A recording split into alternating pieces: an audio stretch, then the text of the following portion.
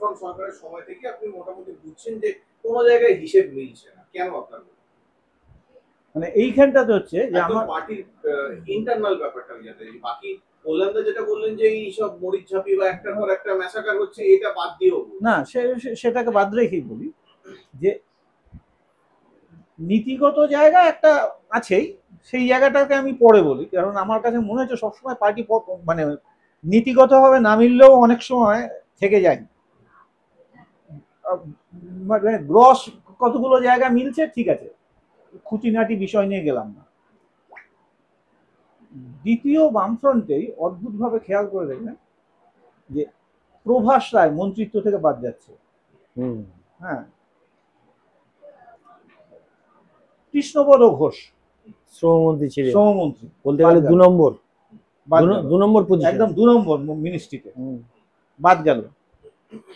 অর্থাৎ পার্টি যে পাওয়ারে এলো ৭৭-এ আসার পরে এই পুরনো যে একটা লট ছিল সেই তাদেরকে অদ্ভুতভাবে সরিয়ে দেওয়া হলো, সরানো হচ্ছে। তখন কিন্তু প্রমোদ দাশগুপ্ত বেঁচে, প্রমোদ দাশগুপ্ত কিন্তু তখন বেঁচে আছে। সেটাই আমি বলছি যে মানে এর পিছনে তো উনি, এটা একটা খুব গোপাল বোস 24 পরগনা, হ্যাঁ, জেলা পার্টি সেক্রেটারি, গোপাল বোসকে অদ্ভুত, কারণ 24 পরগনা পার্টির সাথে কিছুতেই মিলছে না। শান্তিময় ঘোষ, বাচ্চু ঘোষ উনি ছিলেন কৃষক সভার, তার সাথে কৃষি নীতি নিয়ে মিলছে না।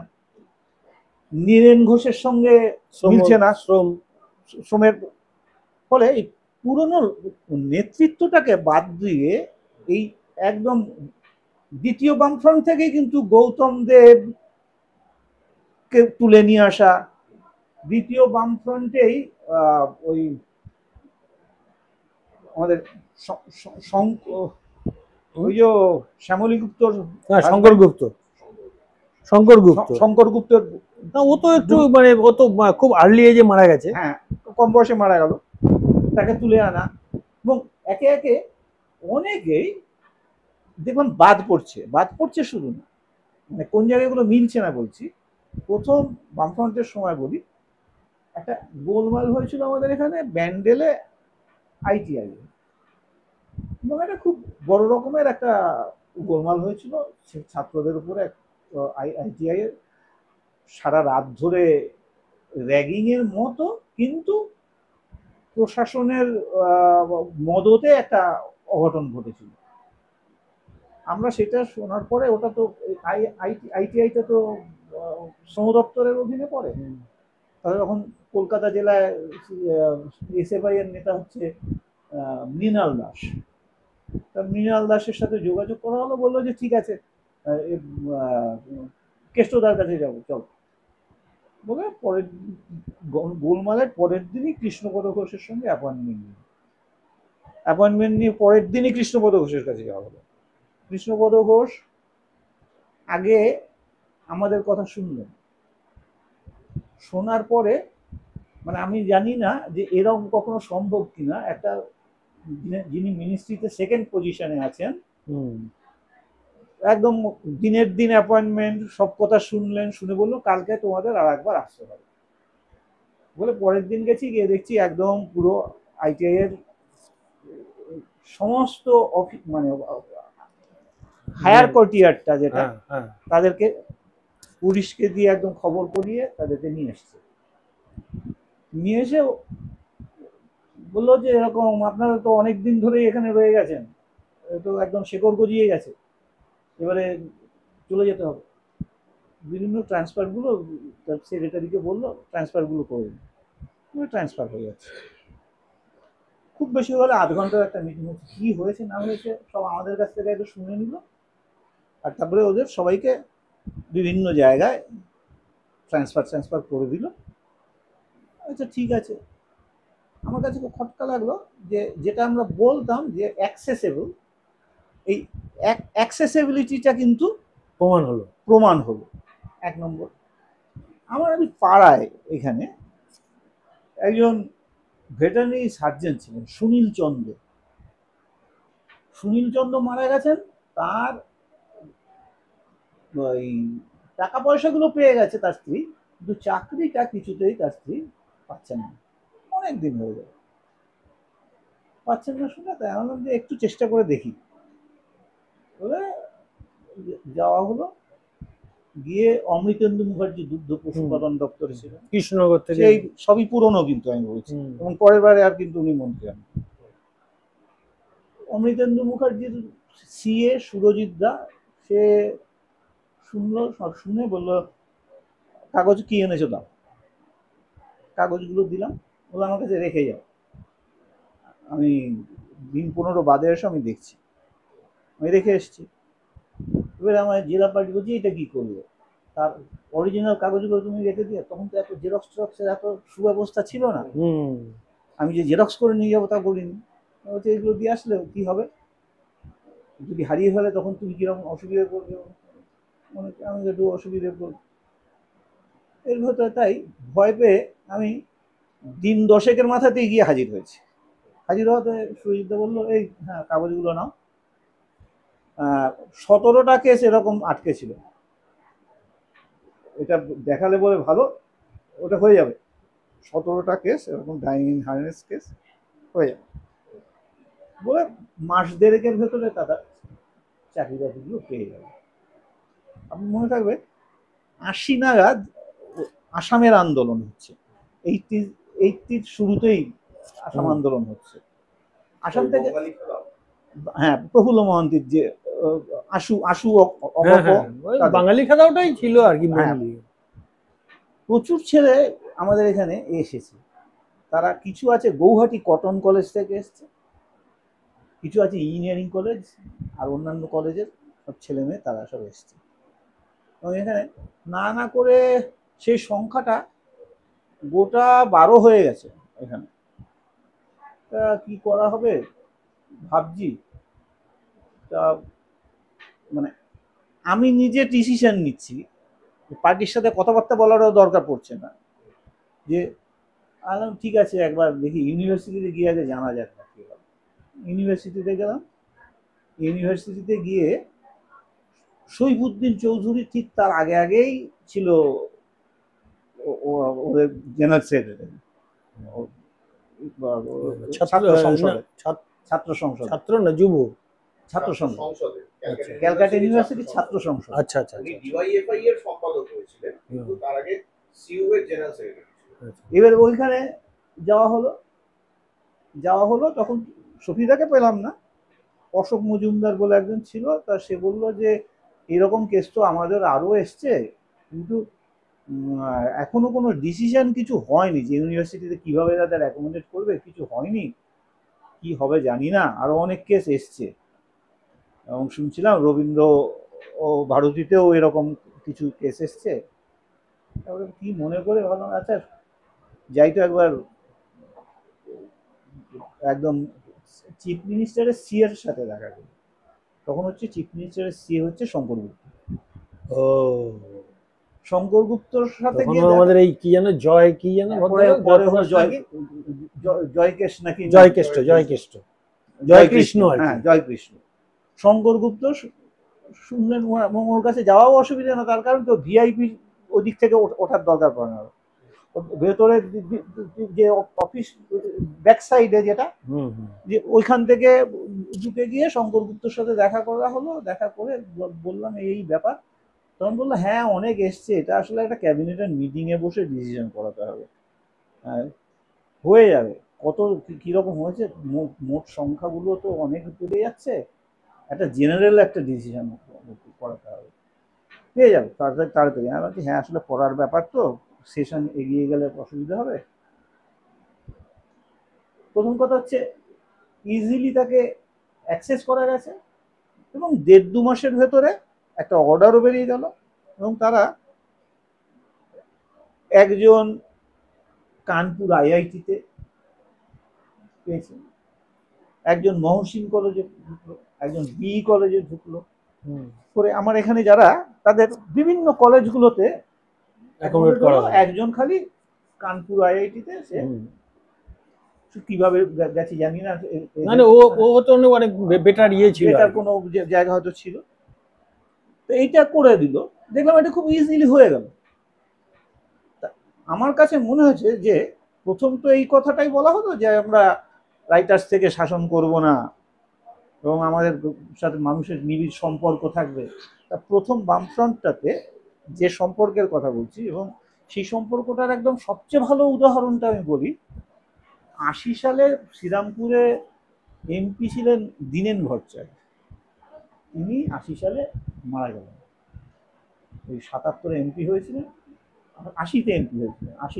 ৮০-তে তো দ্বিতীয়বার ভোটটা হলো, ওই ইন্দিরা গান্ধী ফিরে এলো যেটাতে, সেটা দীনেন দা মারা গেল। দীনেন ভট্টাচার্য মারা যাওয়ার পরে বাই ইলেকশন হচ্ছে। বাই ইলেকশনের সময় যাওয়া হয়েছে, অজিত বাগ ইলেকশনে দাঁড়িয়েছিল, উত্তরপাড়ার শিক্ষক নেতা। এবারে অজিত বাগের পোস্টার হবে, পোস্টার করতে হবে। আমাকে জেলা থেকে মহিতোষ নন্দী বললেন যে যাও গিয়ে একবার গণশক্তির রোটারি মেশিনে যদি ছেপে দেয় তাহলে সস্তা পড়বে, কিন্তু গণশক্তির সাথে কথা বলো। আমি গণশক্তিতে গেছি, তখন গণশক্তি হচ্ছে ৩৩ নম্বর পার্টির ঠিকানা, আলিমুদ্দিন স্ট্রিটে, ৩৩ আলিমুদ্দিন স্ট্রিট। সেখানে গেছি, গিয়ে তো যথারীতি দেখছি এরকম একটা শেডের নিচে একটা বড় ঘর, বিশাল ঘরের ভেতরে বিভিন্ন টেবিল টেবিল টেবিল নিয়ে সব বসে টসে আছে। তখন কি অনিল বিশ্বাস ছিলেন ওখানে? না, তখন হচ্ছে প্রমোদ দাশগুপ্ত। তখন আরো আগে, হ্যাঁ ৮০ সাল একদম প্রমোদ দাশগুপ্ত। এবং আমি খেয়ালও করছি না, তা আমি যার সাথে কথা বলতে গেছি, গণশক্তির যিনি দেখেন গোটা ব্যাপারটা,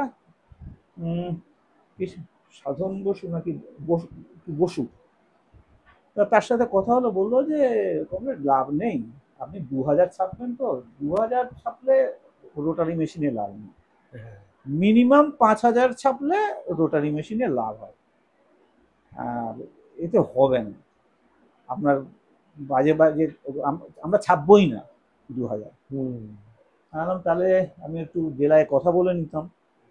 বললো হ্যাঁ কথা বলুন। তখন ওই ফোন করবো বলে টেবিলে গেছি, ফোন করি, তখন তো গণশক্তি এই আলিমুদ্দিন ওই একটাই নাম্বার, এবং সেইখান থেকে ফোন করছি মহিতোষ নন্দীকে যে মহিদা ২০০০ শেপে লাভ নেই, ৫০০০ না হলে হবে না, বলছেন কি করব বলুন।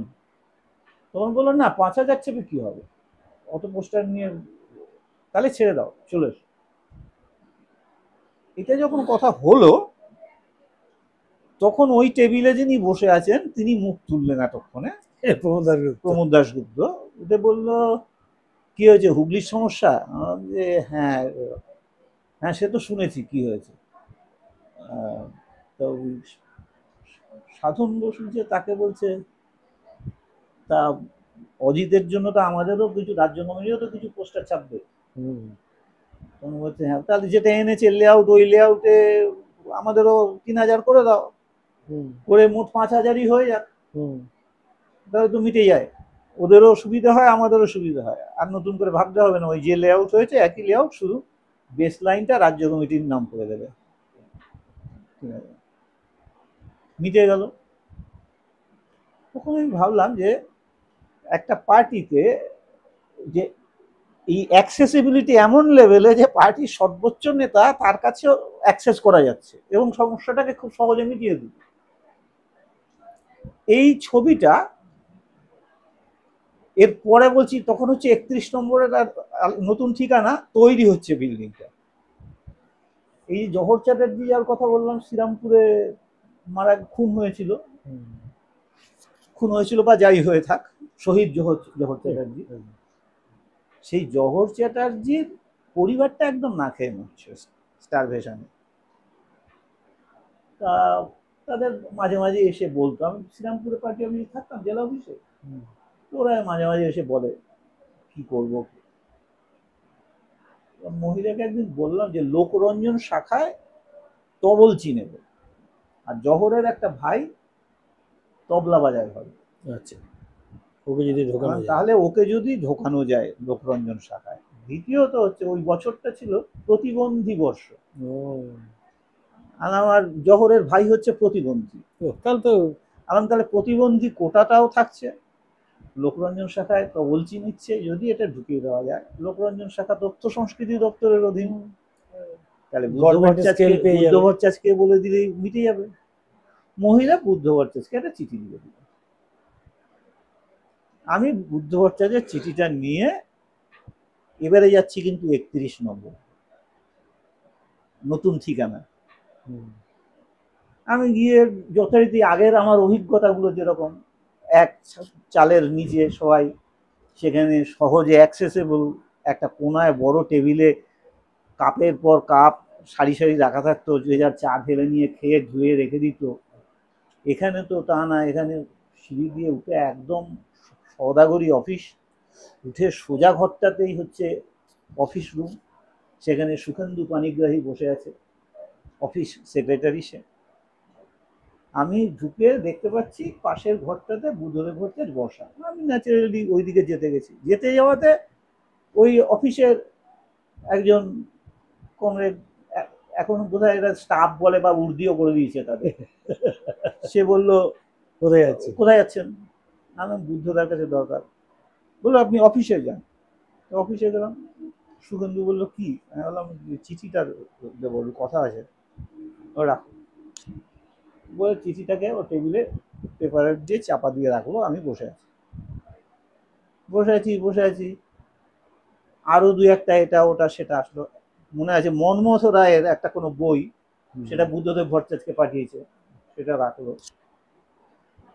এইবারে ওই চিঠিগুলো ও ফোন করলো বুদ্ধ ভট্টাচার্যকে যে কতগুলো চিঠি এখন পাঠাবো। তা ওদিক থেকে ইতিবাচক উত্তর দিয়েছে। তখন ওই সুরত পাল সে ওই চিঠিগুলো নিয়ে গেল পাশের ঘরটা, কিন্তু একটা দুটো ঘর, সুরত পাল গিয়ে চিঠিগুলো নিয়ে বুদ্ধ টেবিলে দিল। এখন একটা ডেকোরাম মেনটেন করতে। এইবারে কিছুক্ষণ বাদে সুরত পাল চিঠিগুলো আবার ফেরত নিয়ে আসলো। নিয়ে এসে সেখানে লেখা আছে চিঠিটার উপরে সম্ভব নয় বু ভ বলে লেখা আছে। আমার খুব রাগ হলো। চিঠিটায় মহিদা পরিষ্কার লিখে দিয়েছে যে কমরেডের সাথে কথা বলে সকাল সমস্যাগুলো ডিটেল লিখতে পারেন, ওখানে অত বৃত্তান্ত কি করে লিখবে? আমার সাথে কথা বলে উনি কিছু শুনলেন না, সম্ভব নয় লিখে দিলেন। আমার খুব রাগ হয়ে গেছে এবং সেই রাগটা ওখানে প্রকাশ করে। এবং তখন সুব্রত মুখুটি বলে নদিয়ার এক নেতা ছিল, ছাত্র নেতা, পরে পার্টিরও নেতা হয়েছে, সুব্রত ওইখানে ছিল, আমাদের থেকে হয়তো 1-2 বছরের সিনিয়র হবে। আরে কমরেড রাগো জ্ঞান ধরো কি, বুদ্ধদা আমার কাছ থেকে শুনবে তবে তো কিছু বলবে, তো কিছু না শুনে সম্ভব নয় লিখে। তখন বললো দাঁড়া আমি দেখছি বলে ও চিঠিটা নিয়ে সুব্রত চলে গেল সোজা গিয়ে বুদ্ধ ভট্টাচার্যকে, কারণ ও হচ্ছে ওখানে যাতায়াত করে এবং ও হচ্ছে গণশক্তির সাংবাদিক হয়েছে, তো ও বুদ্ধদেব ভট্টাচার্যকে বলেছে। বুদ্ধদেব ভট্টাচার্য এলো চিঠিটা হাতে নিয়ে, প্রায় একটা এরকম একটা দৃষ্টি নিয়ে, সিলিং এর দিকে দৃষ্টি নিয়ে, কোন কমরেড এসছেন এরকম শুনুন, এভাবে হয় না, এভাবে আপনি শুনুন কি, এটা পদ্ধতি না, এভাবে চিঠি পাঠাতে পারেন না। চিঠিটা কিন্তু মহিতোষ নন্দী পাঠিয়েছে, কারণ আমাদের কাছে হচ্ছে মহিতোষ নন্দী একটা অন্যরকম অন্য মাপের মানুষ। ঠিক যেমন হরিসাধন মিত্র ছিল হাওড়ায়, নরেশ দাশগুপ্ত, হরিসাধন মিত্রদের যে জায়গা হাওড়াতে, সমর মুখার্জির যে জায়গা, আমাদের কাছে মহিতোষ নন্দী অনেক পুরনো, সেই পর্তুগিজদের সাথে সত্যাগ্রহতে পর্তুগিজদের বিরুদ্ধে গেছেন গোয়াতে, সেখানে গুলি খেয়েছিলেন 3টে, মরে গেছে বলে ফেলে দিয়েছিল, কিন্তু সে বেঁচে গিয়েছিল। সে একদম 13 বছর বয়স থেকে পার্টির মানুষ। আমি একটা মিটিং, সেই মানুষটা পাত্তাই দিচ্ছে না। চিঠিটা নিয়ে ফেরত এলাম, চিঠিটা নিয়ে ফেরত এসে মহিদাকে বললাম, মহিদা ঠিকানা পাল্টে গেছে, 33 থেকে 31 হয়েছে, আমি কিন্তু আর কোনো দিন এই রাজ্য অফিসে যাব না, আমাদের যেতে বলবে বলে চিঠিটাকে ফেরত দিলাম। বুঝতে পারছিলাম পাল্টে যাচ্ছে, এবং পাল্টে যাওয়া এখন যখন ভাবি তখন ভাবি আমি একটু ভুলই করেছি, আরো আগেই তো পাল্টেছে, আরো অনেক আগেই পাল্টে গিয়েছিল। কারণ 77-এ পার্টি ক্ষমতা এসছে, 78 সালের বন্যা হয়েছে, সেই বন্যার সময় পার্টি অফিসে আলাদা সেল খোলা হয়েছে ত্রাণ সংগ্রহের জন্য। বলাগড় থেকে এক কমরেড স্বপন পাল, সে ওই ছোট ছোট বস্তায় 2 বস্তা খুচরো টাকা পয়সা এনেছে এবং বলছে পাবলিক কালেকশন করে। এবং জেলা পার্টি পরিষ্কার বলছে ওই টাকা নেবো কি করে, ওইভাবে এই টাকা নিয়ে কি করবো, ওই নিয়ে কোথায় পাবো।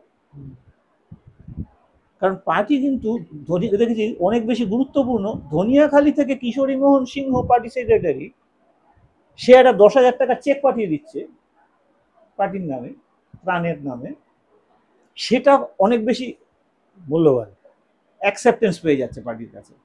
আর স্বপন যে নিয়ে আসছে বয়ে বয়ে বয়ে বয়ে বলাগড় থেকে, দেখে বোঝা যাচ্ছে ডোর টু ডোর কালেকশন করেছে, পার্টির কাছে এটার কোনো গুরুত্ব নেই। বুঝতে পারছি পার্টি শুধু তো ঠিকানা পাল্টায়নি, এখন বুঝতে পারছি মানসিকতা পাল্টাচ্ছে, পার্টির মানসিকতাটাই আসলে পাল্টে যাচ্ছিল। এবং সেই মানসিকতার পাল্টানোর চরম ম্যানিফেস্টেশনটা হচ্ছে সেকেন্ড বামফ্রন্ট একসাথে ফ্ল্যাট বেশ কিছু লিডার পুরনো নেতাকে বাদ দিয়ে দিচ্ছে। এবং যেখানটায় দাঁড়িয়ে বাচ্চু ঘোষ, আমাদের ওই 78 সালে পঞ্চায়েত নির্বাচন হলো, তারপরে বাচ্চু ঘোষ আমাদের ক্লাস নিয়েছিল সাঁতরাগাছিতে, 7 দিন ধরে ক্লাস হয়েছিল। বাচ্চু ঘোষ পঞ্চায়েত সম্পর্কিত ক্লাসে বলেছিল যে পঞ্চায়েত কিছুই করবে না, পঞ্চায়েত একটু যে রাস্তাটা নিচু আছে সেই রাস্তাটাকে উঁচু করতে পারে বড়, তার জীবিকার জায়গাটা খানিকটা এনশিওর করবে, কিন্তু গ্রামের ভেতরে পাকা রাস্তা ঢোকাবে না, বা গ্রামের ভেতরে পাকাপোক্ত কোনো নির্মাণশীল কাজ করবে না। তার কারণ কমরেড মনে রাখবেন, যদি বিপ্লবী পার্টির কথা ভাবেন তাহলে ওই রাস্তাগুলো আপনাদেরই কাটতে হবে। ভবিষ্যতে যে রাস্তা আপনাকে কাটতে হবে সেই রাস্তাকে আপনি পাকা করবেন। এখন যে কোনো জায়গায় 40-45 মিনিটের ভেতরে আর্মি মোবিলাইজ করা সম্ভব ভারত সরকারের পক্ষে, আর আপনি কি পঞ্চায়েত পেয়ে সেটাকে 20 মিনিটে করে দেবেন? এটা হচ্ছে বাচ্চু ঘোষদের ক্লাসের বক্তব্যের বিষয়, যে আমরা কিছু রিলিফ দিতে এসেছি, মানে ভাবনাটা ওই জায়গায় রয়েছে। আর বিপ্লব দাশগুপ্ত সে বামফ্রন্ট এবং তার উন্নয়নের পরিকল্পনায় বলছে যে গ্রামোন্নয়নের তার মডেল একদম আলাদা। সে সিএডিসি চেয়ারম্যান হয়েছে এবং সেও ক্লাস নিচ্ছে, কিন্তু দুটো তো একেবারে মিলছে না, দুটো কথার তো কোনো মিলই নেই। তখন বুঝতে পারছি যে পার্টি একদম জায়গাটা থেকে সরে গেছে, যে রিলিফ দিতে এসছি, কোনো পার্মানেন্ট ওয়ার্ক করতে আসিনি, এটা আর এখন ভাবছে না, ভাবার জায়গাটা নেই। স্বাভাবিকভাবে মানুষ অনেক, যে 78-এই আপনার মনে থাকবে, 78-এই পার্টি প্লেনাম হয়েছিল হাওড়ায়, সালকিয়া প্লেনাম।